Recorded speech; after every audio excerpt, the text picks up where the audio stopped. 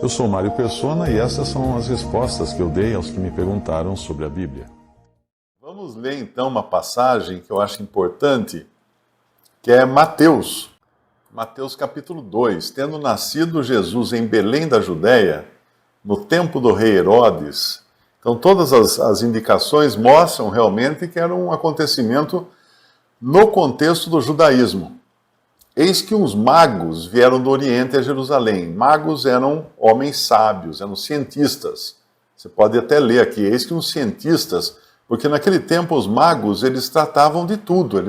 Eles eram médicos, eles tratavam de misturar plantas, fazer poções contra determinadas enfermidades. Eles estudavam as estrelas também. Era uma época quando a astronomia e a astrologia estavam intimamente ligadas. Então se estudava as estrelas, não apenas para conhecer o universo e também para navegação, mas também na tentativa de descobrir acontecimentos, prever, fazer previsões de acontecimentos, como tenta fazer a astrologia. Na realidade, a astrologia ela tem um fundo verdadeiro antes da queda. Porque Deus colocou, sim, os astros no céu para servirem de guias.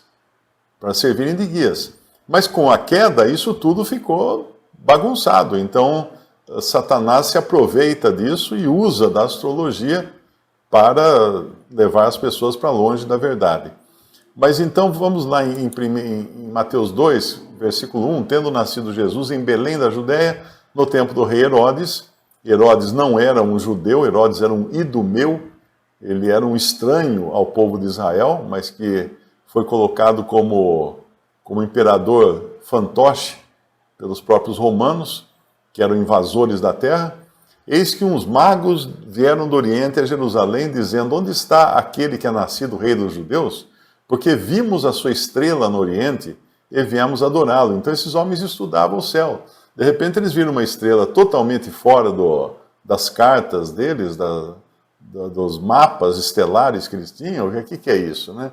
E certamente o Espírito Santo revelou a eles que aquela estrela representava o rei de Israel que teria nascido então naquela época. E viemos adorá-lo. E o rei Herodes, ouvindo isto, Mateus 2:3, perturbou-se e toda Jerusalém com ele. Por que se perturbaram? Porque em time que está ganhando não se mexe. Então o rei Herodes estava muito satisfeito de estar no trono. O povo, por pior que fosse a situação, estava muito satisfeito de ficar debaixo do jugo de Herodes. Então agora aparece um que é o rei dos judeus, vai estragar a festa, né? E é isso que acontecia com eles ali. E congregados, perturbou-se, né? Ficaram perturbados. E congregados todos os príncipes dos sacerdotes e os escribas do povo, perguntou-lhes onde havia de nascer o Cristo. E é natural, essa perturbação é a mesma que tem o incrédulo quando ele é apresentado a ele o evangelho. De repente ele pensa assim: opa, vai ter outro sentado no trono que eu hoje estou sentado. Ele pensa que está sentado no trono, né? Ele pensa que ele controla a sua vida, mas na realidade ele é controlado por Satanás.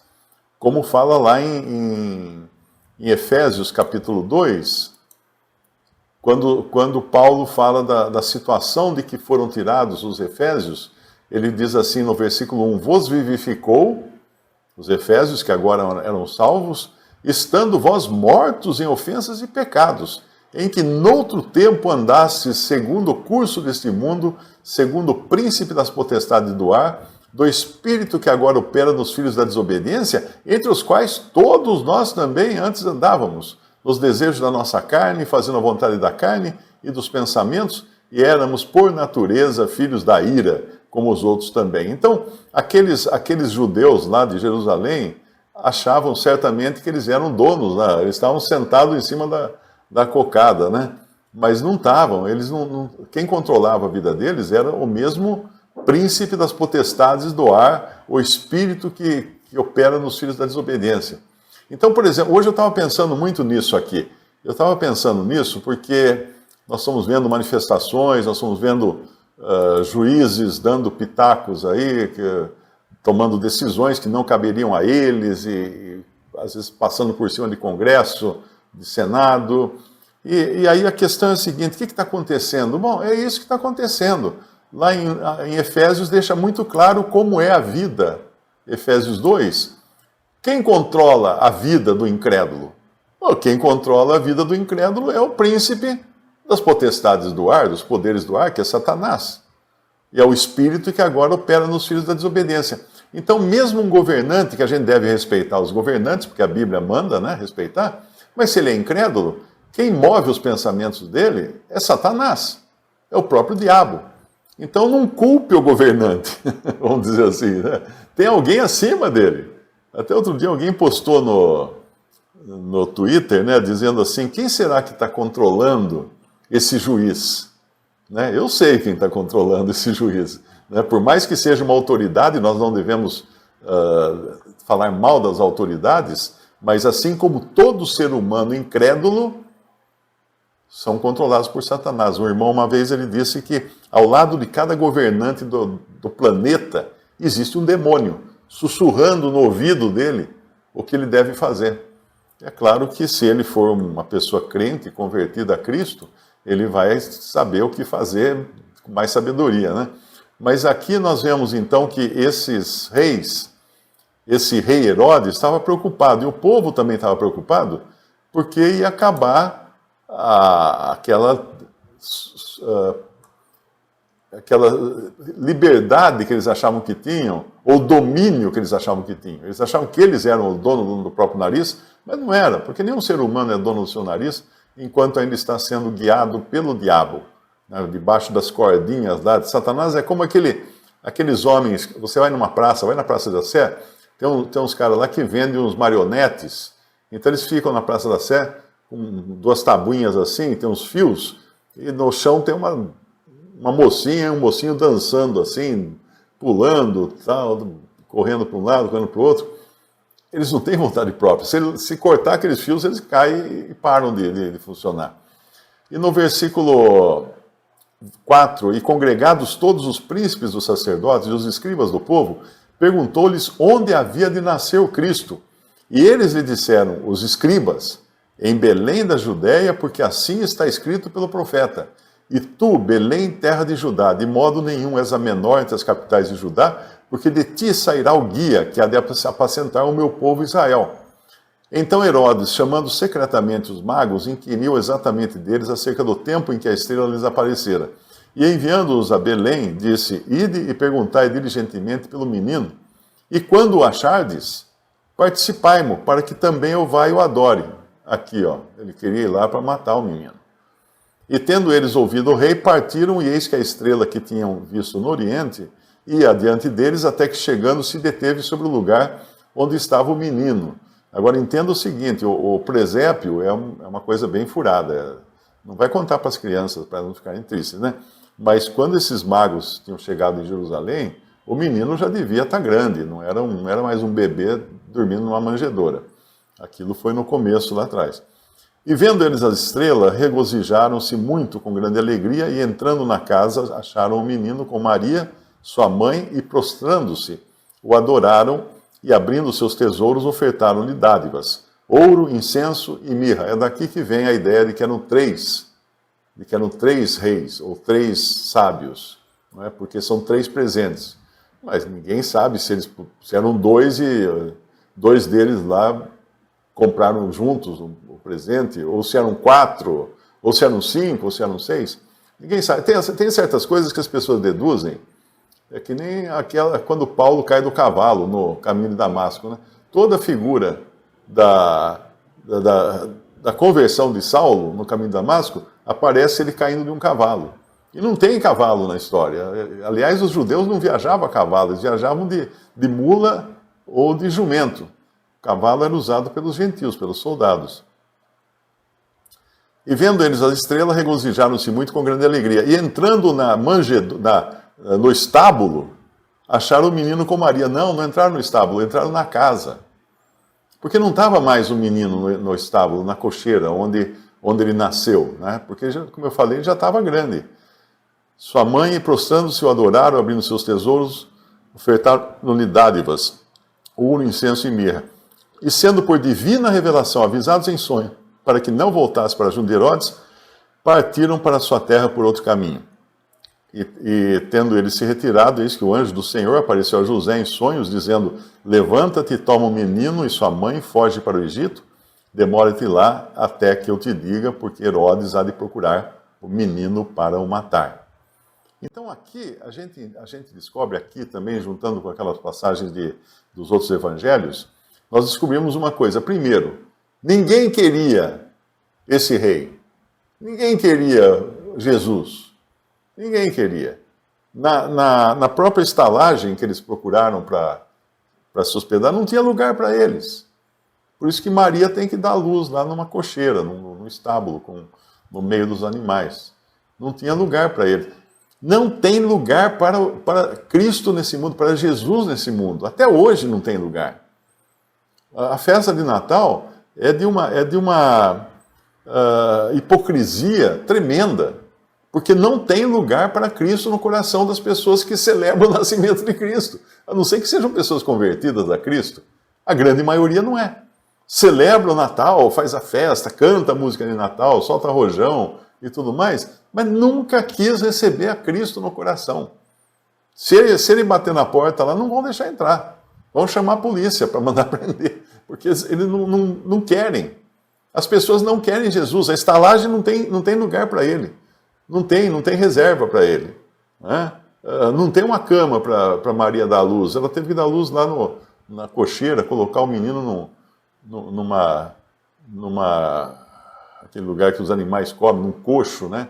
Que os animais comem, porque não tem lugar. E ainda não tem lugar para Jesus nesse mundo. Então, a gente sabendo disso, nós temos muito mais capacidade para enxergar o Natal como sendo uma festa humana, que os homens celebram para se encontrar com a família, para beber bastante, para comer muito, para comer aquele castigo da noite de Natal, que é peru seco com farofa seca e vinho seco, e 40 graus de temperatura na noite da véspera de Natal. Então as pessoas se reúnem para isso, mas poucos estarão lembrando realmente, porque nem mesmo o Senhor determinou que ele fosse lembrado numa celebração para o seu nascimento. Ele determinou que nós lembrássemos a sua morte. Alguém perguntou se a ceia não é a lembrança da sua ressurreição? Não. Nós celebramos a morte de Cristo até que ele venha. Sabemos que ele vai voltar. Sabemos que ele ressuscitou, mas a ceia é a comemoração e a recordação da sua morte. Isso é, sim, nossa verdadeira festa. Celebramos essa festa, a Bíblia fala. Celebramos essa festa com os ázimos da bondade, né? Não com pecado, mas nós celebramos essa festa porque nós lembramos que foi ali, foi a morte de Cristo, não o seu nascimento, foi a sua morte que tem significado para nós. Bilhões, zilhões de pessoas nascem no mundo, mas ainda que ele tivesse nascido e não tivesse morrido, não teria valor algum a sua presença aqui nesse mundo. Mas foi a sua morte que realmente fez a diferença. Quem pensa que Jesus é um mestre que veio ao mundo para ensinar como a gente deve se comportar, não entendeu o Evangelho. Nunca entendeu a condição do homem como pecador. A pessoa que acha que fazendo bem ela pode se salvar, ela não conhece o horror que é o pecado aos olhos de Deus. Ela não consegue enxergar a sua condição. Ela não consegue. Você imagina um desses filmes de zumbi, né? Que eles põem um monte de maquiagem e tal, o cara fica tudo horrível, assim, as peles caindo e tal. Imagina se dá um óculos para ele olhar no espelho, mas esse óculos é um óculos de Photoshop. Então, quando ele olha no espelho, ele fala assim, eu estou bem, ó, tá tudo arrumadinho, tá tudo bonito, mas não tá. Ele se acha. Ele acha que tá, mas não tá. Então, uma pessoa que pensa que está fazendo bem, e assim ele está fazendo média com Deus, né? Senhor, eu vou fazer uma média aqui, tá? Ele está enganado. Enquanto ele não tirar esses óculos de bondade, de justiça própria, e olhar quem realmente ele é no espelho, que ele vai cair de costas, vai dizer, o que é isso? Eu sou esse trapo, essa ruína, esse pedaço de gente. Enquanto ele não fizer isso, ele não vai reconhecer o valor da morte de Cristo, que é um valor de uma morte judicial. Eu tinha que morrer. Eu tinha que pagar pelos meus pecados durante toda a eternidade no lago de fogo. Mas ele, na cruz, em vida, recebeu esse juízo condensado em 3 horas. 3 horas, uma eternidade de juízo condensado em 3 horas. E Deus lançou sobre ele. E ali ele deu a sua vida. Em vida ele sofreu. Os que morrerem na incredulidade vão sofrer no lago de fogo depois da morte. Cristo na cruz sofreu em vida. Em vida. Não pelos pecados dele, porque ele não tinha nenhum. Pelos meus. Levando sobre o madeiro os nossos pecados. Os nossos pecados. Isso é que deve ser celebrado. Isso é na ceia que nós celebramos. É a ceia que foi ordenada por Cristo para celebrarmos. Agora, e o Natal? Feliz Natal, muito obrigado. Ah, o senhor vai dar presente? Obrigado. Puxa, esqueci, não deu para comprar. Depois eu compro alguma coisa. Dá também, compro alguma coisinha, dá lá. Tudo bem, você vai criar um clima bom para falar do que importa. Ou você prefere chegar lá com aquela cara de ranço, de produtor de vídeo de conspiração, de teoria conspiratória, assim, não tem Natal na Bíblia, isso é do diabo, a estrela na árvore de Natal é um bode de cabeça para baixo, a árvore de Natal é uma árvore de Nimrod, é do solstício não sei do que, e blá, blá, blá, blá, blá, blá, blá, blá, meu amigo. E aí você vai falar do evangelho para essa pessoa? Você acha que ela vai escutar você? De jeito nenhum. Você chegou lá, xingou a mãe dele, e agora você quer falar do evangelho? Ele fechou, ele barrou tudo, botou todos os escudos e não vai escutar o que você tem que falar. Fale do que importa. Fale do que importa. Se ele chegar lá e falar que torce para um time diferente do seu, fala, legal, é bom, esse time até que joga muito bem. Então, não feche a porta. Não feche a porta. Você quer levar o evangelho para ele. Você quer deixar ele sem os escudos, se protegendo do que você vai trazer. Para que você fale do amor de Deus, que entregou seu Filho para morrer na cruz e levar ali os nossos pecados. É isso que você quer falar para ele. Não feche a porta. Não coloque barreiras. É como o servo de Pedro, né? Pedro, muito bruto, né? Levou uma espada lá na hora, e quando veio o servo do sacerdote, junto para prender Jesus, o que Pedro fez? Cortou a orelha do homem, meu. Cortou a orelha do homem. Agora, você vai usar a Bíblia, que é a espada da palavra, para cortar orelhas? Porque depois que você cortou a orelha, a pessoa não escuta mais. Não é verdade? Essa é a espada, eu tenho a espada, tem a Bíblia, eu tenho a espada. Sim, mas não é para cortar a orelha. A espada é para se defender. Se defender dos inimigos de Satanás e seus anjos, dos poderes das trevas. Não é para cortar a orelha de pobres, inocentes, pecadores que precisam de salvação. Você corta a orelha dele, ele vai escutar com o quê? Você vai aprender linguagem de sinais para pregar o evangelho para ele? Mas daí ele já está com a orelha cortada, ele está com dor, ele não gosta de você mais. Perdeu totalmente a simpatia. Então deixe abertos os canais para você poder levar o evangelho. E aproveite, porque essa noite de Natal, muita gente vai sumir desse mundo, vai querer se suicidar, e ainda mais agora. O ano passado era o Covid, né? O Covid dividiu famílias, os que vacinam contra os que não vacinam. Aí já teve gente que não podia ir na ceia porque não tomou vacina, então a família se rebelou e não sei o que, daí já dividiu. Esse ano, agora é de eleições, né, presidente. Vai ter os que são da esquerda, os que são da direita, não vai poder se encontrar na ceia. Então, quando você toma um partido, qualquer que seja, divisivo, você fecha a porta para o que é mais importante, que é o evangelho. Mas tem a verdade, temos sim. Espera o cara se converter, daí você chama e fala, você está convertido? Estou, então vem cá. Agora eu vou explicar para você a verdade. Agora sim, agora vamos conversar sobre doutrina, sobre coisas mais profundas. Você está salvo, está salvo. A doutrina é dada para quem foi salvo. Porque se você chegar para o incrédulo e ficar explicando doutrina para ele não vai, ele vai entrar por aqui e vai sair por aqui.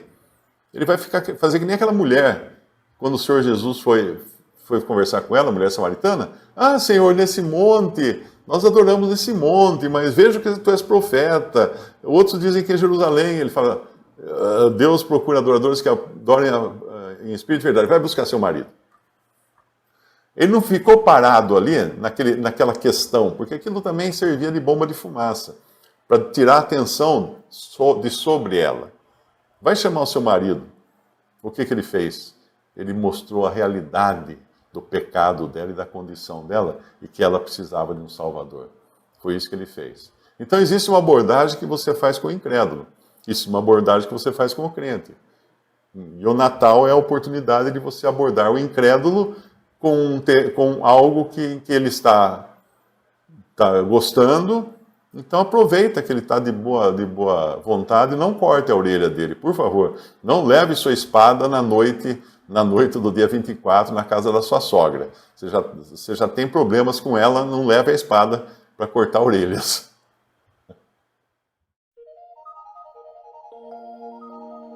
Visite o canal Respondidas no YouTube. Também respondi.com.br e 3minutos.net. Baixe os livros e o aplicativo.